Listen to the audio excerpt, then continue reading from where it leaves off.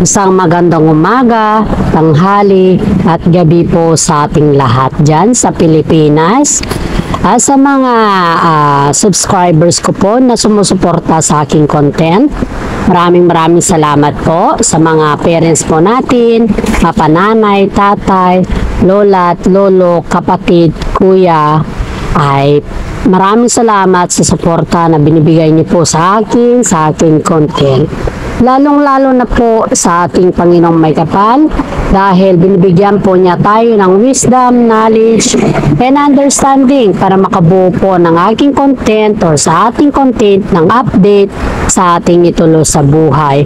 Mabuhay ka, Panginoon, at salamat din sa pang-araw-araw na binibigay mo sa amin na pagkain at hindi lamang po yan, kundi maraming salamat din po sa binibigay mo sa amin na buhay na kung saan po ay lahat ng problema ay nalulutasan namin dahil po sa iyo.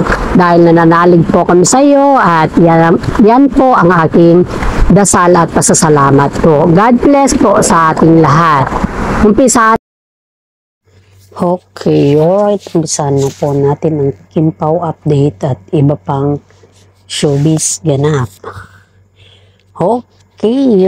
Started na naman sila Kim Chiu at saka si Paolo Avellino sa meeting place nila na kung saan po ay sila na naman po ay nag-exercise para sa kanilang bodybuilder or body fit. Healthy talaga yung dalawa pagdating sa mga exercise at sila po ay nagbabike na naman.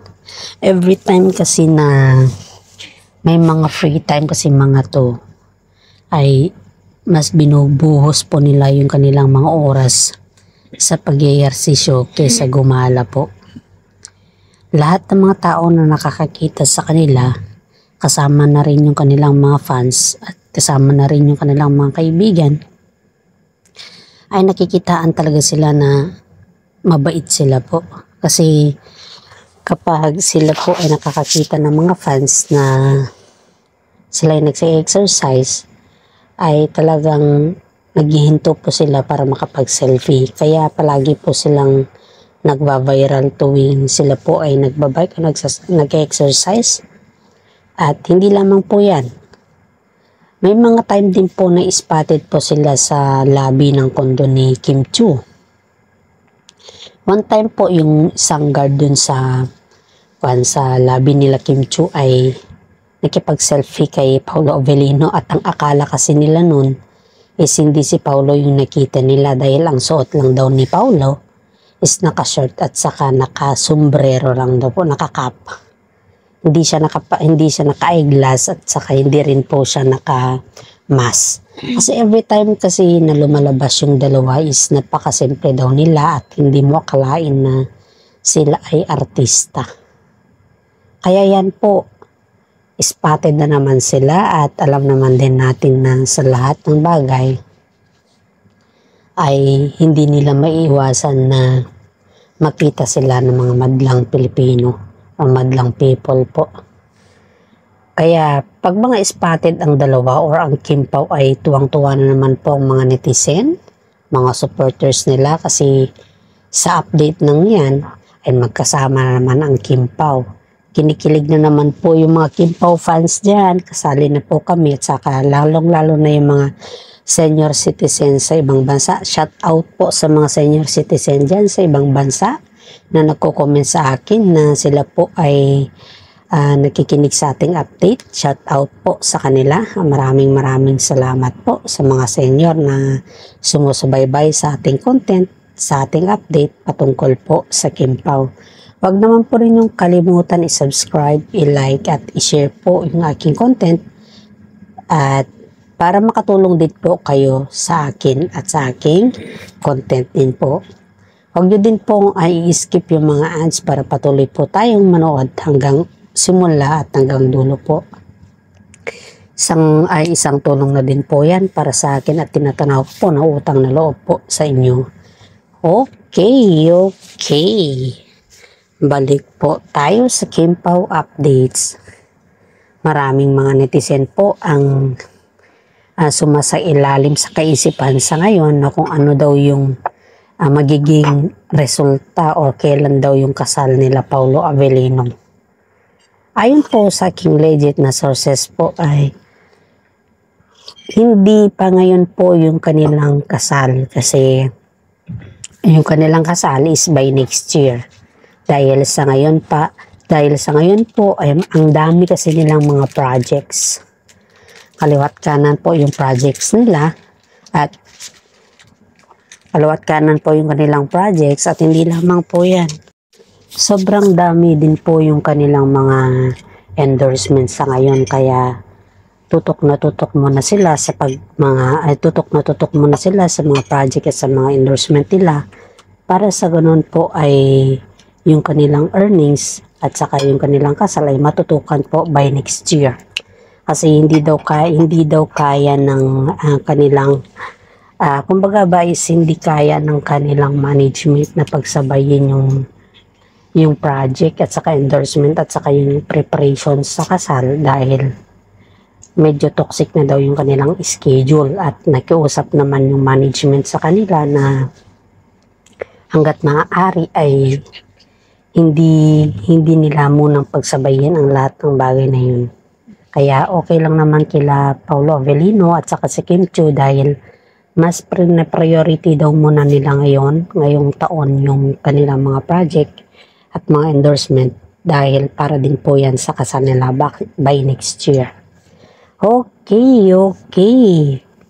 May update po tayo patungkol sa ex na girlfriend ni Paulo Avellino na si LG Reyes na kung saan po ay kinongrats niya naman si Kim Chiu. May message si LG sa kanya na kung saan po ay parang hindi pala parang to talagang kinongrats na sila Paulo Avellino at saka si Kim Chiu sa kanilang mga projects at sa kabila ng kanilang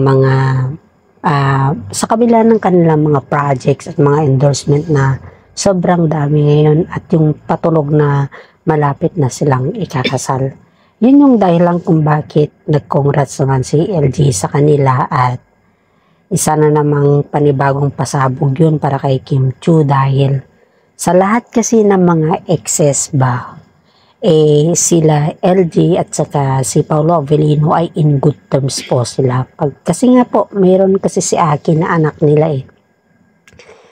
Hindi ko naman ilalahat pa, hindi kasi kagaya ng mga ibang showbiz na kapag nagkaroon sila ng anak and then they are not in good terms ba at siraan dito, siraan dyan, ganun yung mangyayari. Pero sa kanila po ay wala pong ganun na nangyayari dahil halos nagkaintindihan naman yung dalawa sa isa't isa. Kaya nga itong si LG ay mismo si Kim Chiu po yung kanyang kinongratulate at sinabihan niya mismo na sana matuloy yung kanilang kasal at sana naman hindi din daw magbago sila Paulo Avellino at saka si Kim Chiu sa pagkikitungo kay Aki kahit alam naman ni Kim Chiu na hindi niya tunay na anak si Aki ay sana ituring daw niya ito na tunay na anak. Yun yung pakiusap ni LG Reyes kay Kim Chiu dahil siyempre, hindi mo naman maiwasan Totoo naman kung sakali ba na magiging stepmommy na kasi niya si Kim Chiu. At it's been normal naman kay LG na bilang isang nanay na ganun yung sasabihin niya sa magiging stepmommy ng kanyang anak. At yun naman po ay naunawaan ni Kim Chiu dahil hindi naman kasi kagaya ng mga iba si Kim Chiu na very close-minded. Pero itong si Kim Chiu po is na-appreciate po niya yung mga bagay-bagay na kung saan po ay kaya niya naman i-control. At yun din po yung sabi ng kanyang mamian na yung si nag-birthday celebrant noon, I forgot the name, na kung binilin na sa'yo si Paulo Avellino, it means overwhelming ka sa pamilya nila at hindi lamang po overwhelming kundi overwelcome ka sa kanila at wala namang alitan yung dalawa kasi kumbaga ba is wala naman talagang alitan sila LJ at saka si Kim Chu. Ang may alitan lang talaga is yung fans ng Sian Lim at saka kay fans ng Paolo Avellino. Kaya maraming mga netizen po ang bumabatikos sa fans nila Sian Lim dahil sa kanilang mga pambaba sa fans ng Kim Pao sa ngayon. Yun yung may alitan. Kaklaro ko lang po walang alitan sila LG Reyes at saka si Kim Chu. At wala din alitan sila LG Reyes at saka si Paolo Avellino. They are in good terms in a co-parent way. Yun yung katotohanan dito. Kasi may mga naririnig po kasi ako na mga kinontent ng isang content creator na ang sabi dito na may alitan daw sila Paolo Avellino at saka si LG Reyes pagdating kay Aki, which is before siguro to yung sinasabi niya, pero as far as I know ngayon naman po is wala, kaya gusto ko lang iklaro sa ngayon walang alitan, okay, para hindi tayo malito. Okay, blind items po tayo sa ngayon. Alam kong inaabangan nyo ang aking blind items. May isang actor guys, may skandal siya. Ito ay naging trending at kasi may skandal siya, di ba? Yang actor na yan is kilala nila Paolo Avellino at saka si Kim Chu. Isa kasi siya sa mga yang actor na kung saan ay gumanap din sa kanilang parang naging kasama nila sa isang movie. Hindi ko na lang po babanggitin kasi yung actor kasi to parang bago pa sa showbiz at ang father kasi nito is under din sa showbiz. Yun yung pinakamatagal, yung father niya. Kilala yung actor sa kanyang pelyedo at hindi lamang po yan, kilala din yung kanyang tatay na bilang veteranong actor. Itong yung actor na to is na i-connect po natin sa Kim Pao dahil parang nakipag-usap ata ito or humingi ng, kumbaga hindi naman saklolo ba, parang humingi ng advice kila Kim Pao na kung hanggat maaari daw ay ang turing daw nila kay Paolo Avellino at saka si Kim Chu ay parang kapatid. Yun daw yung, kasi itong siyang actor na to is may skandal siya na kung saan ay hindi niya ata makonect yung sarili niya sa ngayon. O kumbaga ba is yung mismong sarili niya na ang kanyang kalaban sa ngayon. Ito ay binag po ito ni Ogie Diaz pero hindi ko naman sinasabi na hindi klaro yung pag-elaborate ni Ogie Diaz pero hindi, parang kumbaga hindi naman niya naidiretso doon. Siyempre, showbiz to kasi hindi naman natin pwedeng idiretso kung ano yung nangyari dito sa young actor na to. Itong young actor na to ay nadala rin ito sa Senate. Tapos parang parang ang skandal niya kasi ito is yung kanyang management. Parang ganun yung terms. Pero ayaw ko magbanggit kasi siyempre mahirap na po. Itong yung actor na to is parang naghumingi ng advice at yung advice na po yun ay hindi naman, kung ikaw kaya yung hingan ka ng advice tapos yung gusto mo is yung the proper advice. Hindi, kumbaga ba, pwede naman siyang bigyan nila Kim Chu at saka si Paolo Avellino ng advice pero mas better na yung kanyang mismong magulang ang mag-a-advise sa kanya dahil yun yung may mas karapatan. At umingi daw ito ng mga advices kila Paolo pero nagbigay din sila Paolo at Kim Chu ng advice sa kanya. Pero ang sinabi ata sa kanya na mas better na humingi siya daw ng advice sa kanyang mga magulang dahil she is still a young actor at ito ay kwan daw ito parang hindi na siya active ba, hindi na siya masyadong active sa SOCMED dahil nga sa kahiyan daw. Ayun yan po sa aking legit na sources. May kan kasi to, may pinsan na kung saan ay naiinggit daw siya sa kanya mga pinsan. Yun yung sinasabi sa akin. Pero yung kainggitan naman nun is, hindi ko alam po anong rason. Dahil ang yung actor na to gusto niyang sumikat in a different way ata. Dahil nga dun sa kanyang skandal at hindi naman din natin maiiwasan na magkaroon ng mga issues pagdating sa mga ganyan na bagay, di ba? Ang atin lang po is sana naman wag natin ibas sila Kim Chiu kung mas marami yung lumalapit mga aktor at aktres sa kanila. Kahit simpleng tulong lang po sa kanila bilang isang content creator po is yung advices lang po yung kaya po natin maibigay sa kanila.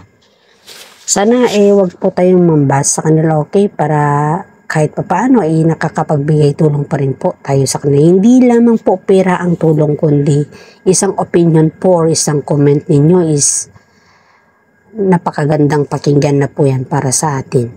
Yung mag-comment kayo ng maayos at mag-comment kayo ng mga positive para sa actor na to is mababasa rin po nito kasi isa po siya sa mga nag-subscribe din po sa atin at siya po talaga ay humingi ng tulong na advice. Yan po yung katotohanan dyan. Kaya nga po sa atin dito, huwag naman po ninyong kalimutan akong subscribe sa aking YouTube channel. I-like naman po at i-share ang aking content sa malaking tulong na po yan para sa akin. At hindi lamang po yan, para sa atin po lahat ito. Kaya dito po natin makikita kung sino talaga yung solid Kim Pao at kung sino talaga yung solid na fans ng Kim Pao. Sa akin bilang isang content creator ay laking pasasalamat ko sa inyo kung ganyan po yung inyong isi-share po at i-like din po yung aking content. Isang malaking pasasalamat ko na po yan sa inyong lahat. Shout out sa mga supporters po natin dyan, sa mga fans po natin dyan, at shout out po sa lahat. Shout out sa lahat ng mga fans natin dyan. Hanggang dito na lang po ang aking content at maraming salamat po.